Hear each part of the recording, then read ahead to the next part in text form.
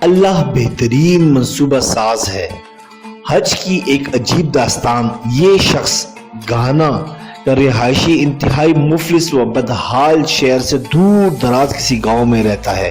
کچھ سال پہلے ایک ڈرون کیمرہ جو کسی ترکش نیوز ایجنسی کا تھا وہ اس کے گھر آ کر گرا۔ جب ترکش جرنلسٹ اسے ڈھونڈتے ہوئے اس کے گھر پہنچے تو وہ اسے ہاتھ میں لیے کھڑا تھا اور انہیں دیکھتے ہی مزاحیہ انداز میں بولا، کیا تمہارے پاس اس سے بڑا نہیں ہے جو مجھے حج پر لے جائے؟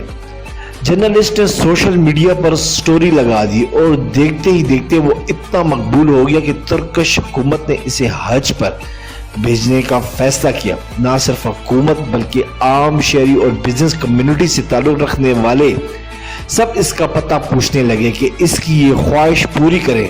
اب کوئی نہیں جانتا تھا کہ وہ کون ہے، اس کا کیا نام ہے اور وہ کہاں رہتا ہے۔ اس کی کھوج میں پولیس آفیسرز نکل پڑے اور اسے ڈھونڈ نکالا۔ اس کا نام الحسن عبداللہ تھا۔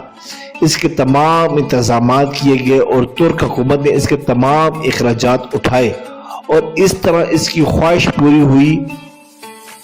دوسری تصویر میں کھڑے یہ بابا جی مناسک حج ادا کرنے کے لیے تیار ہیں۔ جب اللہ نے وسیلہ بنانا ہو تو فرق نہیں پڑتا کہ آپ کہاں ہیں، کیا کر رہے ہیں اور کس سے کیا بات چیت کر رہے ہیں۔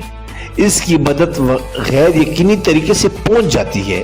جو بھی آپ کا سفر آسان کر دے وہ ان سب کو آپ تک پہنچا دیتا ہے۔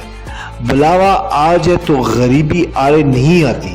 مطلب یہ ہے کہ جب وہ آپ کو چن لے تو اپنے لیے خاص کر لے تو وہ کن فرما دیتا ہے اور اس کی ساری خلقت فیکون کے نظارے ہر طرف بکھیر دیتی ہے۔ سبسکرائب کریں، لائک کریں اور بیل آئکن پہ کلک کریں تاکہ آپ کو اس طرح کی پیاری اچھی اسلامی ویڈیو ملتی رہے۔